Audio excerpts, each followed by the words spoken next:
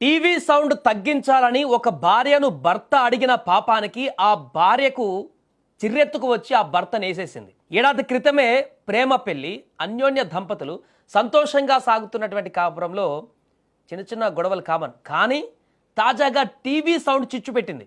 TV sound తగ్గించేటువంటి విషయంలో భార్యాభర్తల మధ్య చెలరేగిన వివాదం విషాదంగా మారింది. ఇప్పుడు కొంచెం సౌండ్ తగ్గించవే అని భార్యను మందలించడమే ఆ భర్త చేసిన తప్పైపోయింది.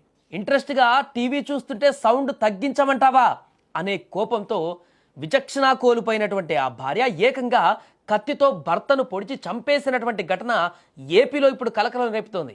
గుంటూరు జిల్లా మంగళగిరిలో టిట్కో గృహ సముదాయంలో మొహమ్మద్ క్రాంతి దంపతులు నివాసం ఉంటున్నారు. వీరు ఏడాది క్రితమే ప్రేమ పెళ్లి చేసుకున్నారు. ప్రేమ వివాహం కావడంతో వీరు ఎంతో సంతోషంగా ఉండేవారు, అన్యోన్యంగా కలిసిమెలిసి జీవించేవారు.